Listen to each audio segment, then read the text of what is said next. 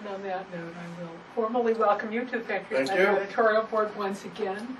We are on the record. We are videoing you. We are taking your photo, and we may indeed report out from this conference, which is why Chris Burrell is here either today or sometime in the future.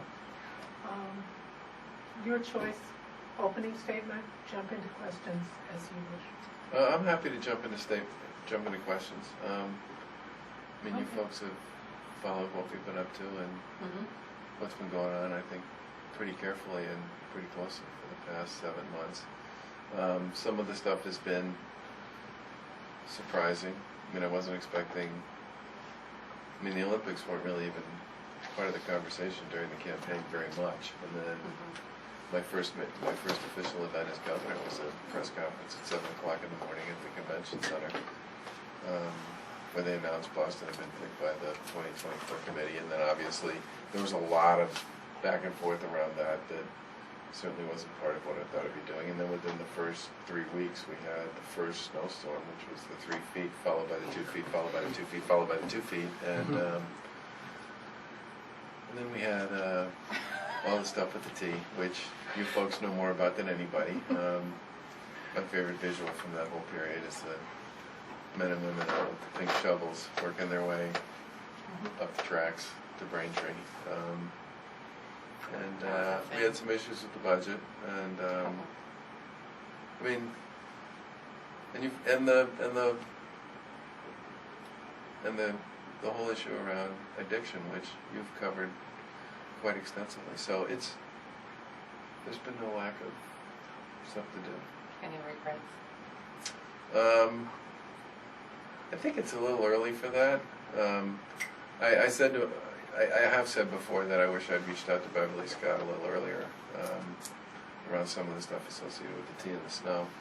But I was basically trying to remember that the tea was supposed to be an independent entity, not a direct report to the governor.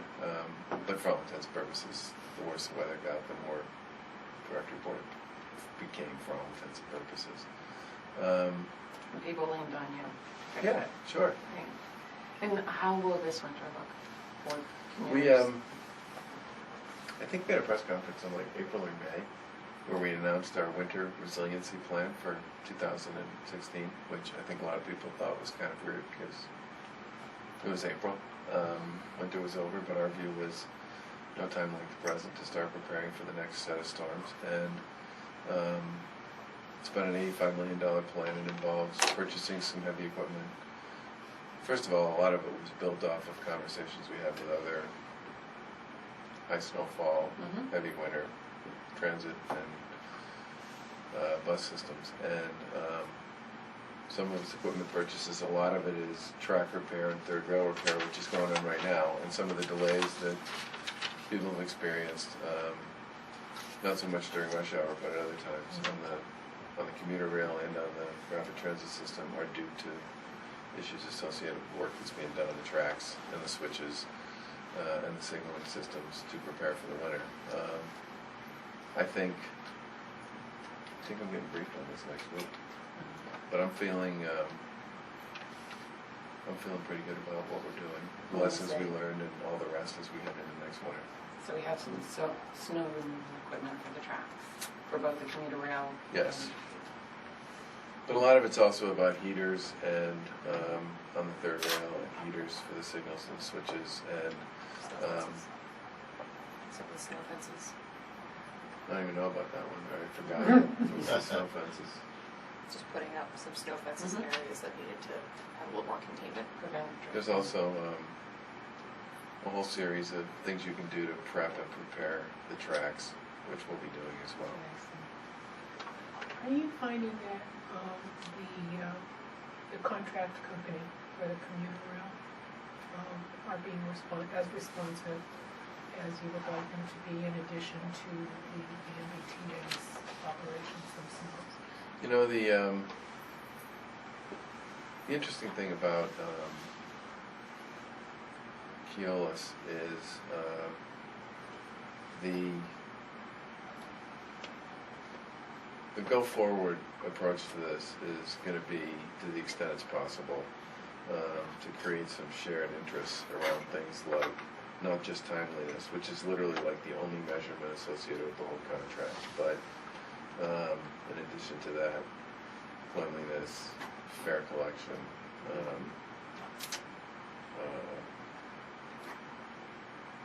the number of cars running on each route, doing a better job of matching the capacity to actually number of people who are riding trains. A timely train that runs that's not clean on what you don't collect the fare and which is overcrowded is a timely train, which is great, but it's only one piece of what most people would call sort of the rider experience. And there are a whole series of initiatives that we're pursuing to sort of back up some of that stuff. I think the long story short is they are also working with us on a whole series of initiatives around the winter. And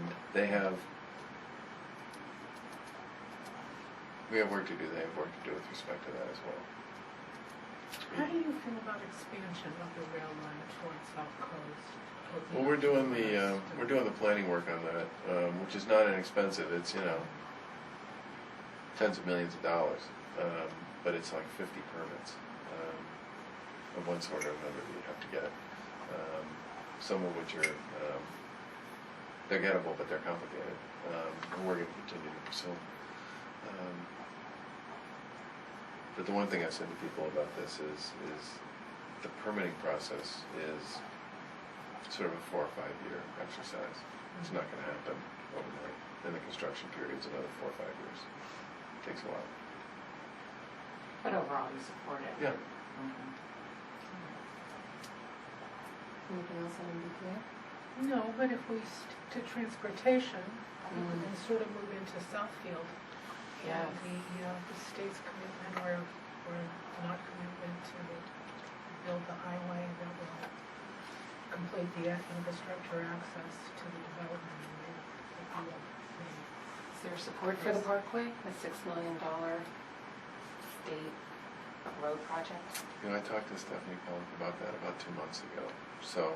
And Jay Ash, has he been involved in that? Yeah. So I'm going to punt on that one until I get a chance to talk to those two again. Seems like a wonderful opportunity, not only for the South Shore, but for the state. Yeah. Because it's a blank slate for development in terms of commercial and residential. Yeah, Jay's been down there. I know him to where to say. Yeah.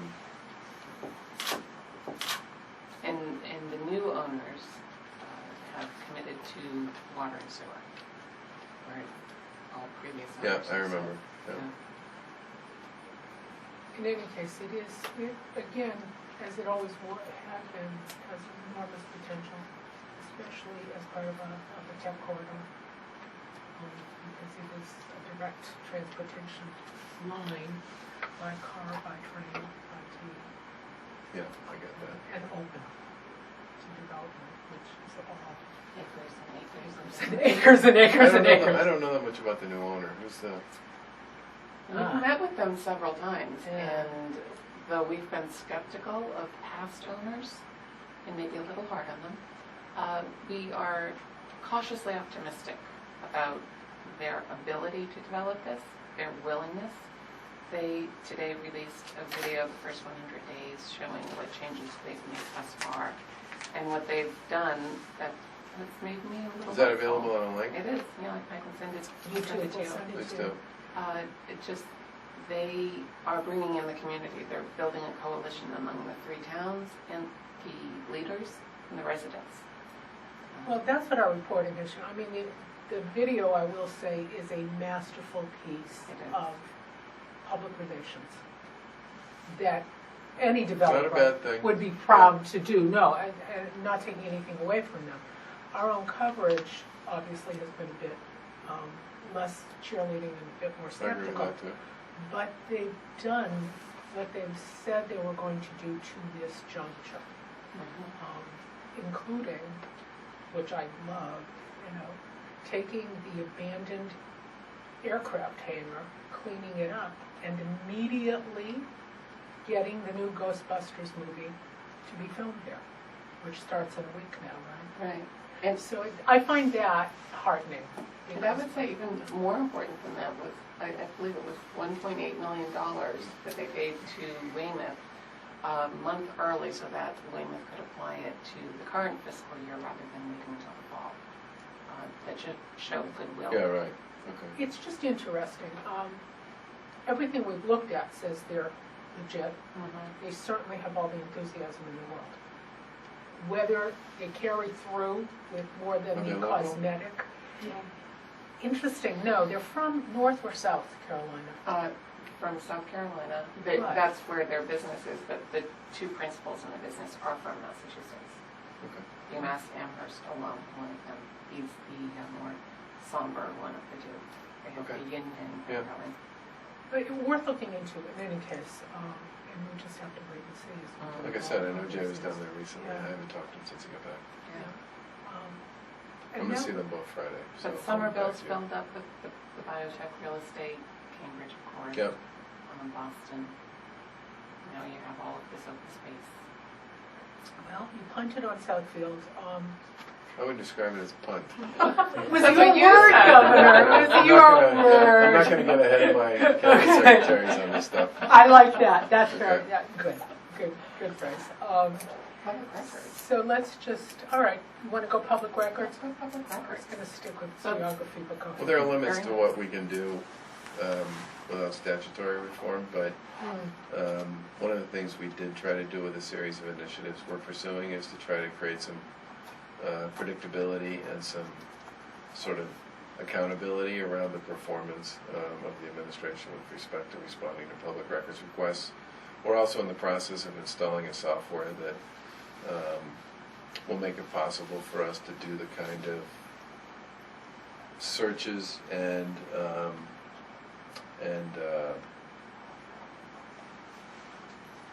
redactions that you need to do on a lot of this stuff, so we don't have to do it. A lot of that gets done now by hand. It takes forever. It's really expensive, and it's a pain in everybody's. And that will start to be able to use and deploy on kind of a rolling basis over the course of the year. By the end of the year, the goal is to have, the end of the fiscal year, the goal is to have all of state government, at least on the executive branch side, able to use that software, which will dramatically improve our ability to respond to big data dumps. And the big problem with the big data dumps now is that somebody literally has to work their way through them, not just to determine if in fact the key search words are in there, but also to take out any information that's associated with a private individual or a public one for whom there's no relevance to the topic that's involved. And that process, it takes us too long, costs too much, and it makes everybody crazy. And we get that, which is why we're installing the software. But my hope is that as the year goes by, the quality of our response time and the quality of our ability to respond to requests should improve dramatically. And the agencies know that they're on the hook for the terms of what we established as our own set of policies and procedures here. Right? You speak about software. It has, I don't know, 15 years I've been hearing at various levels from the state legislature and governors for the need to upgrade and coordinate the governmental IT platform. Because we use multiple systems, multiple hardware platforms, multiple software platforms that don't necessarily speak to each other. Do you have someone sort of looking, I was curious when you said we're going to roll out this software. Is it going to work the same way at the Department of Public Health that it will do at the at DCR or someplace else? 'Cause The answer to that is yes, okay? But the larger issue you raise about sort of IT generally is a good one. I mean, the state's had many botched rollouts on all kinds of things. You have the Department of Unemployment Assistance, which was a botched rollout. You have the connector, which was a hugely botched rollout. You have a DOR procurement that was a botched rollout. We just canceled the rollout of the Registry of Motor Vehicles procurement, which was after we spent, as a Commonwealth, $60 million on that. because it just wasn't going anywhere that was going to do us any good. And my view on this stuff is the state needs to dramatically upgrade the way it plays in this space. And there's a bunch of things that have to happen to do that. But there's nobody who buys technology the way the state does, okay? Except for maybe other states, I don't know. But the way most people buy technology now is they buy it on what I would describe as very short procurements that typically involve sort of a shared approach to spec development capabilities and installation, so that you don't end up with years and years going by between the time you start writing what it is you think you're trying to accomplish from the spec and a capability point of view, and what you ultimately end up purchasing. Because the registry procurement, just to give you some example, that thing started 10 years ago, okay? And so by the time you get to the point where you're actually starting to, quote, write code, you're writing code for something using tools, capabilities, and programming that, you know, is obsolete by the time you get there. And we have a working group that involves several people who I would describe as sort of very talented and sort of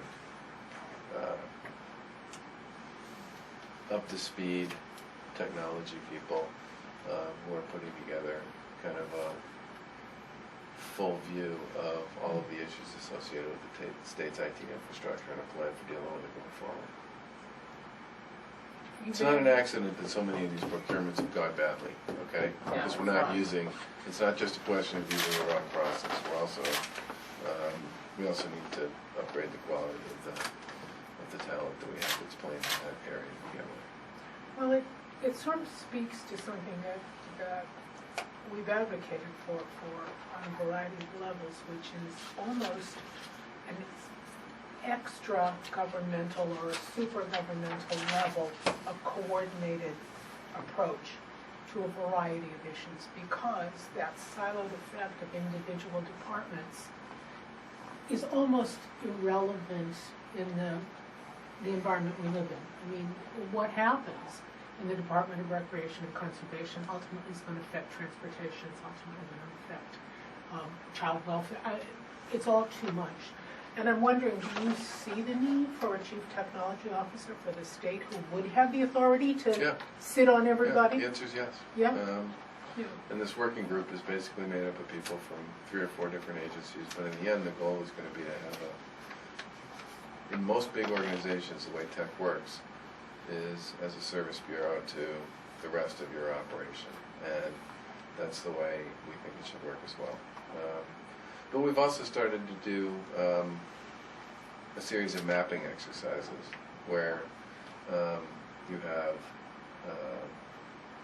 various parts of state government mapping a lot of what they're up to, literally on a map, on a wall, so that you can start to see how transportation projects and DCAM projects and local Chapter 90 projects. And I mean, there's a lot of stuff that gets done, you know, to use your description of it, sort of on a siloed basis. And people really need to see what other people are up to. And one of the reasons why I don't want to speak to the Southfield thing is because I know Jay and Stephanie have been talking about it. I don't know if other people have been involved in those conversations or not, but there are many opportunities to think about state government as. I was just wondering if there was some 65-point plan that I didn't know about. The 65-point plan. So one of, at the public hearings where residents came and shared their stories, and you were at the Boston one, what we heard again and again and again, we need more Section 35 beds. But the plan added only 70 and only 20 for women, which the population that's vastly underserved. In fact, there's a case now pending against the state on equal access. So in my conversations with Secretary Sutters, who's been very accessible, she said that she wants to revise Section 35, and instead of having people go through the courts, have them be committed from emergency departments under 12A or 12E. The problem with that, of course, is that there aren't enough beds for that. Right now, Which is why we're trying to get the legislature to appropriate some funding so that we could open up somewhere between 30 and 50 beds at Taunton State Hospital. Right. Which we think we'll get. But when you have 8,000 petitions projected for this year, that's not near enough. So, in changing it from Section 35 to 12A doesn't really work, because it's a 72-hour commitment, and then they have to go to the court anyway. So it's adding another step. And as it is, those 12A requests, those people are already being warehoused for days in emergency departments. So I would suggest that you would consider that, and perhaps add more Section 35 beds, many more. You have opportunities to do that. There's about 400 beds over the next 12 to 15 months coming online all over the Of country. 35 beds, or Just beds, yeah. detox beds of one type. But the problem with and we've added 135 beds since the report came out. right, so you have a total of about 3,600 beds. Well, there's only 30. I mean, there are only 35. The most number of people who've been 35 women is under 25. If that's the most. 125 people? Yeah, that's 25 at any given time. It's pretty much been the number for quite a while Because on the that's women's all- side, and it's been because about that's all- 130 or So something on the guys' you side. have over 8,000 petitions a year, and you're saying of those only 25 women at a time, but that's because of the availability, and they're being sent to Framingham. I know, which we don't like, and we're Right, trying I to get out understand, from under. and I appreciate that. But the reason why families ask for 35 beds is because they're secure beds, I know. and that's what they need. The state already has contracts for 3,600 beds, but only what now, I believe Secretary Beaton added 50 more. So you have about Secretary Bennett. so you have about Right. 250 beds, Section 35 beds. If there is a way to create, and there are ways to create more Section 35 beds, they are what's needed. If you can have a bed for every person who's committed to prison, then you should be able to create a bed for every person who needs treatment to save their lives. That's not a question. It's not a question. So my question is, on Hey, Saturday, please. on Saturday we did an editorial suggesting that you create a drug coordinator, an addiction coordinator, in the same way as an inspector general position was created. Is that something that you would consider? I certainly think somebody needs to own it. And Mary Lou needs to hire somebody. She's interviewing people right now who will own certainly the executive branch's activity in this on our side, whose oversight is going to be for all things associated with the addiction crisis. The hard part about the Inspector General works because they have a fairly narrow responsibility, and it's all about investigatory activity, the same reason the auditors works. When you have to start getting into deploying tens of millions, possibly hundreds of millions of dollars, it's a very different game. And it would be, from our point of view, I agree with you, somebody needs to be the owner here. But I think, from my point of view, I want the owner to be somebody who works in my administration and is accountable to me. And to me that means Mary Lou. And Mary Lou needs to have somebody on her team who's fundamentally all about this issue. And she's going to hire somebody who's going to be fundamentally all about this issue. And does that work if this is an issue that affects all areas of government? I think so. I mean, If that position is located under Health and Human Services only, when it affects public safety, veteran Yep. affairs. agree. It does affect all the DCF. other areas too. Yep, absolutely. Absolutely. I mean, the Is DCF that is too part of narrow her scope? secretariat. Public health is part of her secretariat. Mental health is part of her secretariat. Mass health, which is a huge player in this space, is part of her secretariat. we'll probably have to figure out what the right relationship with the courts is going forward. But Mary Lou and Dan Bennett sit next to each other every Friday in front of me at a cabinet meeting, and are expected to play well together in their sandbox. I just think it's very difficult to have an outside entity, whoever it is. Investigations, I totally get it, okay? But if you want somebody who can really deploy and drive an agenda, that's hard to do when you get outside state government generally. And I want somebody to own this. For me, Mary Lou needs to be the sort of key point person, and somebody needs to be working for her who's overseeing this. And stuff. how does that work? How does that work in relation to DPH? Is this somebody who's going to work with DPH or fall under DPH? No, they're going to work for Mary Lou, which means DPH is going to be reporting. I mean, DMH, DPH, DCF, Vet Services, Elder Affairs, Mass Health, they all report to Mary Lou. She's half of state government. Right. So She has, anybody, no offense, no disrespect, but she probably has the hardest job in Massachusetts.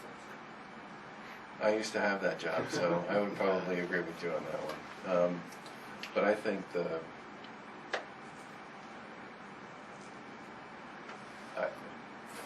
I believe in the end this issue belongs to the governor's office, to the courts, to the attorney general, and probably in that order. And In the legislature. and the legislature. I was thinking about the execution side of this, which is more on our end than theirs. But they're creating laws. Absolutely, but then somebody has to implement whatever they do. And many laws have been passed pertaining to this issue, but they haven't been implemented, but by agencies that fall under HHS. Right. So you have a lot of broken agencies under HHS. So is this the best way to address the issue? I think it is at this point in time. Let's see what happens when we have this conversation a year from now. Sure, you're up, Governor. You have a call in a couple minutes here. Your new coastal commission? Seaport Council. Seaport Council. Great idea. You know, how do you see it affecting South Shore? I know you put Quincy's mayor on it, which was an interesting I'm choice actually going me. to try and go visit him after I leave Yeah. here. I think my way of thinking on this is really simple, which is that you have 78 coastal communities. I live in one of them, Swampscott. They're different, okay? Swampscott's 3 square miles. I mean, it's a little town compared to a lot of the rest of them. There's some that have huge economic issues, Plymouth, Duxbury, associated with their waterfront. Everybody shares common issues with concern with respect to sustainability, planning, economic development, and just waterfront management. And my hope here is that they can learn from each other, and in addition to learning from each other, use this as a mechanism to do the sort of planning that they ought to be doing as they think about what the future of their waterfronts are going to be. And frankly, my main goal here was there's a lot of, there are some communities that are doing interesting things with their waterfront because I think it's sort of very important to them and they're focused on it and they're chasing it. There are a lot of other people who have waterfront who aren't really doing very much with it at all. And my hope here is this can become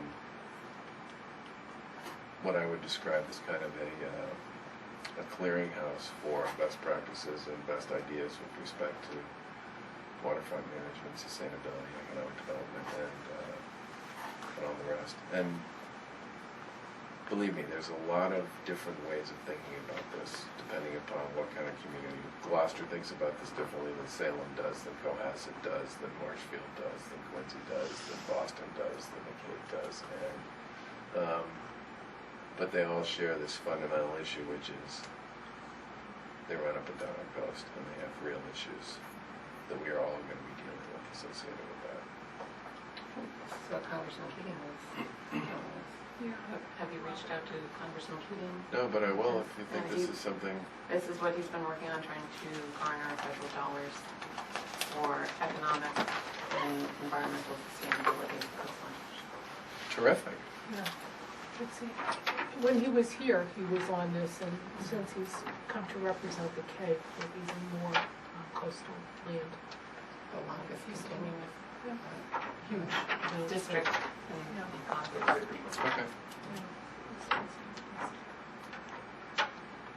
You're on a short, I see this actually.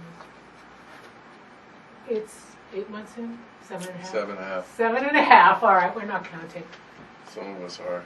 What would you characterize as from your perspective, the thing you've gotten accomplished that you're happiest or proudest or most concerned about, and what did you hope to get done that didn't get done in this half a year? Well, the snowstorm put a lot of things off, but I would say, and my goals, to tell you the truth, may sound a little odd for the first few months. I wanted to rebuild the state's relationship with the Commonwealth cities and towns. I think we have made a ton of progress on that one. Part of it was by appointing a bunch of people to work on our administration who came from local government, and part of it was by doing a whole bunch of things to enhance that. Series of executive orders, the creation of community compacts, the best practice, sharing of best practices, the commitment we made on local aid, actually following through on that, the commitment we made on Chapter 90 money. I mean, for me, you can't be a great state if you don't have great communities, and it's very hard to be a great state if you don't have good relationships with local government. We have Karen Polito and I, Jay and Stephanie and everybody else have worked really hard out of the gate here to create that. I think the second thing was to build positive relationships with the legislature.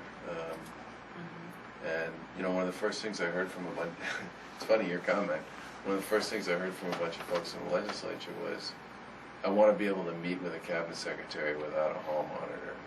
No, without somebody there sort of speaking on their behalf. And I said, okay, so you want meetings without hall monitors? Fine, I'm happy to do that.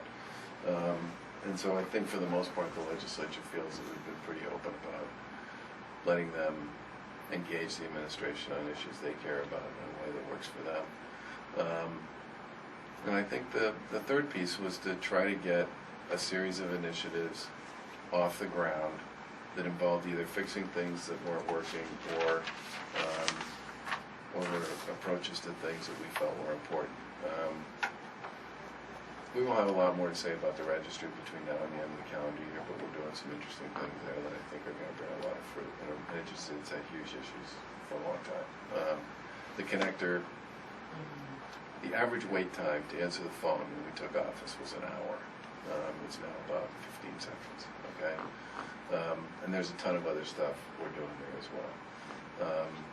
You mentioned a number of other agencies, Amy, that we have a lot of work to do on. I get that. We're working our way through what I would describe as sort of the work plan on those. And whether it's the T or DCF or, the smaller stuff like medical marijuana, taking that and turning it from a procurement process into a licensing process so it actually makes sense to people. I mean,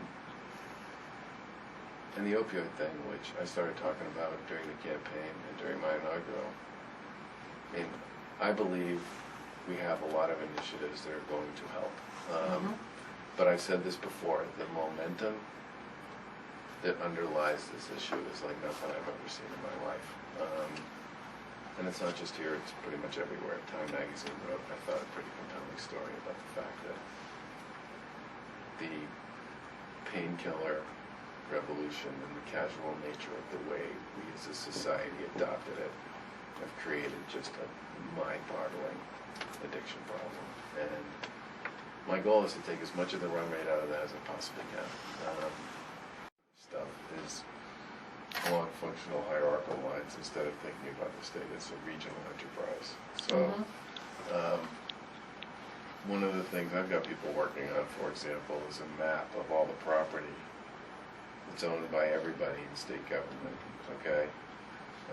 Because when you start thinking about economic development, and you start thinking about transportation, and you start thinking about infrastructure, and you start thinking about some of these other issues, it would be really nice to see what the state's footprint looks like in each region of the Commonwealth, because if you just look, if you don't do that, then you miss opportunities to do lots of things. I mean, we'll have more to say about this in the fall, but my view is that we are a large landowner, maybe one of the biggest landowners in the state, if not the biggest landowner in the state. And a lot of the property we own has something going on it, but a lot of the property we own doesn't. And so one of my questions becomes, what are the things we should be thinking about doing with respect to the property we already own, and how can that be used to either develop housing in some places where we may need housing development, or to create development paths where, if we can figure out a way to get electricity and utilities, water and sewer, to get back to your thing about Southfield, into a site, would that create an opportunity for somebody to locate something there who wouldn't be able to put the parcels together on their own?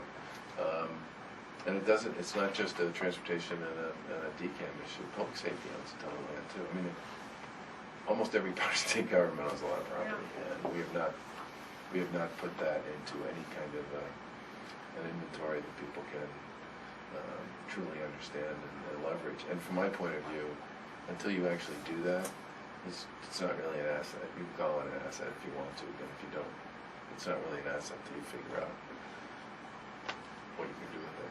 And I think there are lots of opportunities there.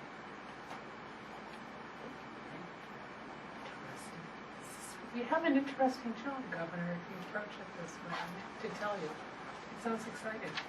Well, I mean,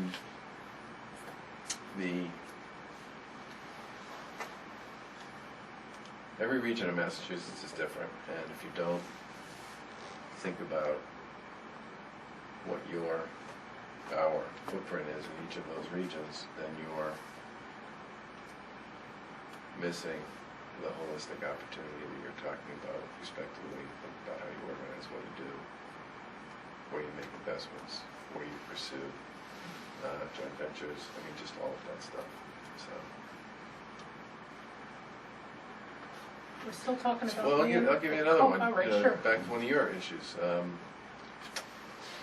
Nobody ever laid out where the state's opioid spending was against where the state's opioid overdoses and deaths were, okay, geographically. So you end up, if you look at that map, you end up discovering that there are parts of Massachusetts where there are really big issues associated with opioid addiction, where there really isn't a heck of a lot of state programming or state funding, which is one of the gaps we're trying to fill with some of the stuff we're doing, hopefully with the legislature, around the package of reforms we filed a few months ago. It's really a few months ago at this point. I don't know when we filed that. In June? Yeah, June, end of June. It's now August, okay. Yeah. Well, I would like to talk a little bit more about the transparency of state government and the public records initiative that you announced. So we're talking about the release of data that is requested, but I wonder what your philosophy, attitude is simply towards being accessible to the press. And I don't mean you personally, I mean your administration and the agencies and departments under your administration. Some of us have been in this business a long, long time, and I will tell you, I don't ever remember it being as bad as it was beginning with the Romney administration. That is when it changed, and it got much worse under the Patrick administration. It's as if all of those public relations people within each agency and department, it's as if their mandate in their job was to not give you information, to not get you on the phone with someone who had the answers to your questions when they clearly did not. It's been enormously frustrating, and I know that these are attitudes that start at the top and they trickle down, whether through a central public relations office in your office or from individual secretaries, I don't know, but it's been very, very frustrating for the last 5, 6, 8 years. Yeah, it has been terrible, and I just wonder if you're sending a different message to all of those public relations people who work within state government, and there are a lot of them. Including the university. Okay, the university is obviously a bless. And I'm not really talking about university, I'm talking about the, you know, the Yeah. individual The state police. agencies that, you know, we call on a Yeah. frequent basis. Sometimes it's for a small amount of information. Sometimes we're working on a very big story, a very big project, a policy, you know, a policy question issue. And the people that you really want to speak to are the people who are the experts in this, who have the knowledge in this. You don't really want to talk to the person who's answering the phone in the PR office, who has to translate your questions, send it back to somebody, and come back either without answers or answers that are not to the questions that you asked. And you would just love to get that person on the phone. And that has been, used to be fairly easy, and then that changed. And I just wonder, what is the message that you're sending to these people? I'll tell you what I think our policy is on this, and then Lizzie will tell you what our policy actually is. I think our policy on this is, and I think this has been our policy generally, is to hire people into the secretariat positions and into the agency head positions and into the comms positions in the agencies of the secretariat, so we have faith in, and to expect them to do their jobs and to make sure they keep us informed on what they're up to and what their level of engagement is and who it's with in the media. But I'd be surprised if you guys are trying to manage every single inquiry, every single encounter, every single connection between anybody in the media and people in our administration. That would surprise me. I think I can tell you, coming out of the governor's office, I try pretty hard to make myself as available as I can. And again, you're on the receiving end of this, so you would know better than I would. I think the folks who cover us in the State House and cover me in particular feel like they have as much direct access as they want. I follow some of the traffic on the stuff that goes on with the agencies, and it looks to me like we're expecting them to behave like adults and to do their jobs. We're not trying to micromanage them.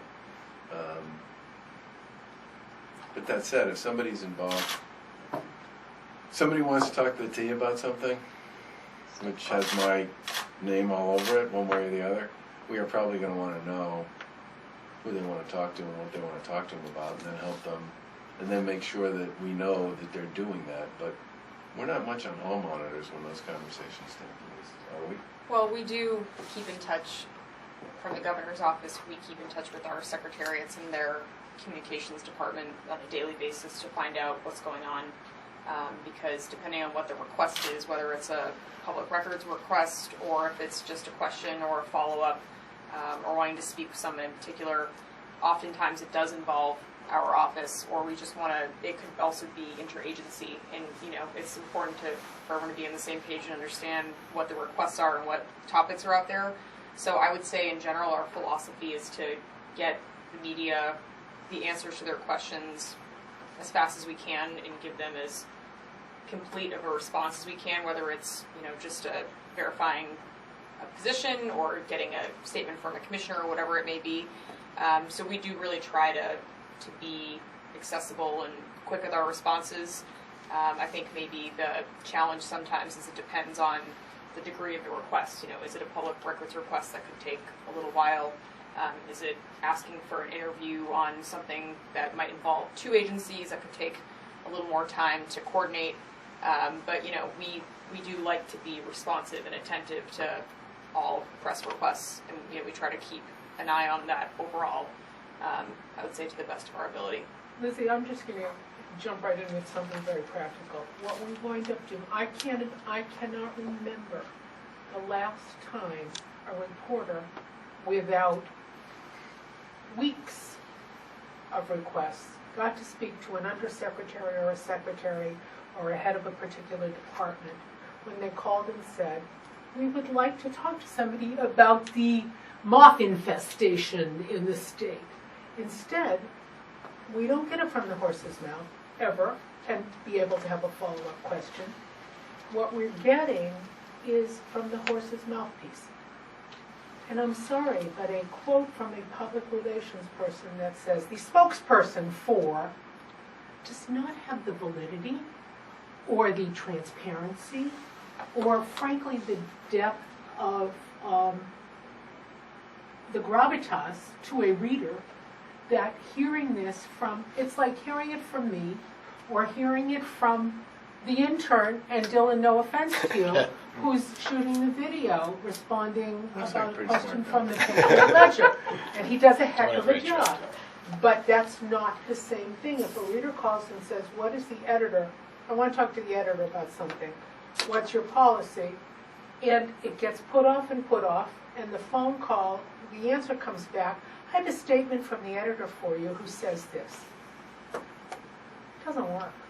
And that's where I think, if I'm getting to the heart of our issue, And that's what's happening. And that is what we began to see under the Romney administration, and it became much worse under the Patriot administration.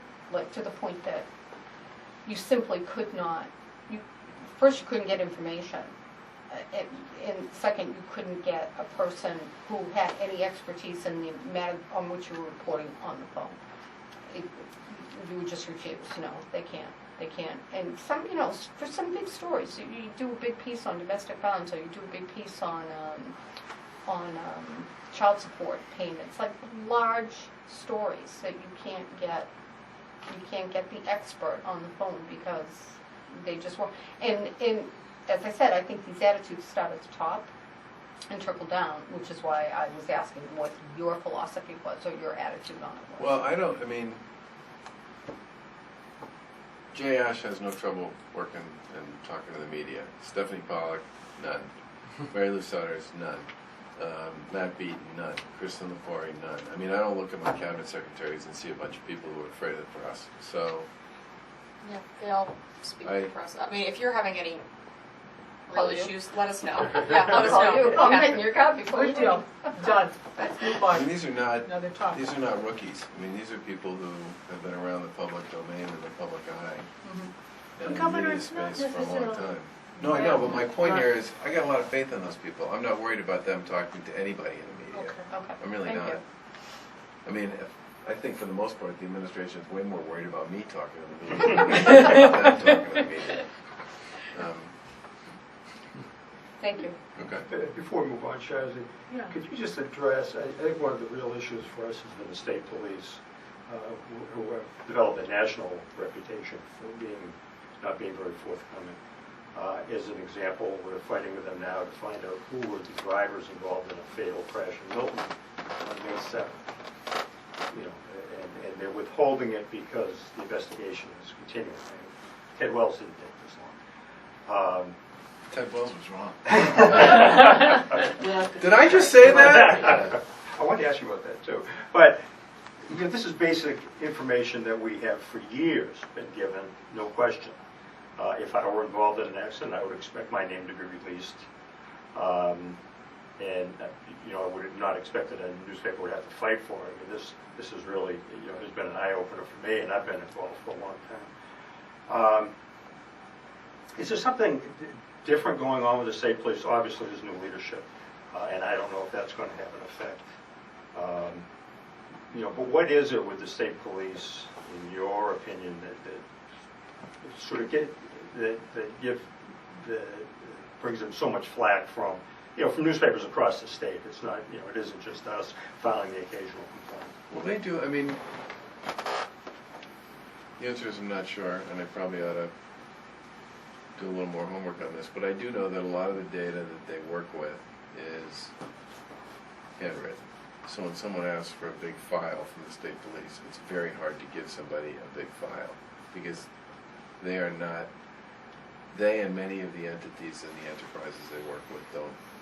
A lot of it is on paper. So anything you ask for there ends up having to get personally reviewed, redacted. I mean, there's just a ton of really significant spade work that has to get done on that. I Some can't- of it, I think, has to do with, I don't know what the rules are with respect to investigations, and I'm not gonna sit here and say that I do. I don't know what the right to privacy for somebody who's involved in it, not so much on our end, but on the end of those who are being investigated. I don't know what the rules are there. I do know that, you know, law enforcement has a long history of wanting to be very careful about putting into the public domain information that is not complete with respect to any kind of case they're investigating. I don't know the issues with respect to the one you're asking about. I think we have to say that Is there a best practice, state police? Well, the state police, prior to the arrival of a new, if my understanding is correct, a new communications person who decided that this information wasn't going to be released. It wasn't up to him. That was what I read. No, but I mean, is there some, you said that our state police are particularly different. No, I mean, than we others. we generally don't deal with state police. This was- elsewhere. It was This is Colonel for- Alden that when he initially came on, he was very open with the press. And then there was a story in the Globe, and he attacked the Globe, and that's when he shut things down in his communications department. And what we're looking for And is not... in a recent policy that was released within 2 months, the past 2 months, is that they would no longer release the names of people involved in accidents, period. Until they get charges. Unless they were charged or Until and jailed. unless there were charges. there is no legal requirement that they know. Let's look There's into a it. great Right. history of it. I guess we're sticking on this topic because whether it's in the judicial system, the executive system, criminal justice, our ability to share with voters and citizens information has been so encroached upon, given our collective experience, and I've only been back in Massachusetts 17 years. Linda and Ken have been here at the Only been back in Ledger Massachusetts 17 years. multiple. I thought you were gonna say something like 3. No, 17. Okay. We're looking at 30, 40 people who have been covering All the right, same we'll look news. into this one. I mean, Okay. I said before that, and I meant it, that you have a job to do, and I respect that, and I understand that. And I'm fine with that, which is why I try to make myself, I keep looking at you, pretty available to people when they want to talk. Is he pretty to me. available? He's pretty Liz? available, All right, I good. would say. Good, good. So, Go do you want to talk yeah. about the opioid Sure. epidemic? So, you are the first, to my knowledge, and in my opinion, first statewide elected leader to actually address this. You and Attorney General Healy working together. So, thank you for that. I don't know how familiar you. I spent half an hour on Mary Lou last night going through all of the initiatives that we are doing right now that don't require legislation. There was 40 of them by the time I got them all down. They're not going to bear fruit next month or the month after or the month, but they will, I believe, start to move this needle. But this thing is a big, hairy, frightening, relentless. Who are you working with on the federal level? Secretary Burwell, we've talked quite a bit with her about this stuff. In Congress? I'm really so much more focused on the legislature here and on what we can do either administratively or on the executive side. I don't really want to wait for Congress on much of anything if I can avoid it.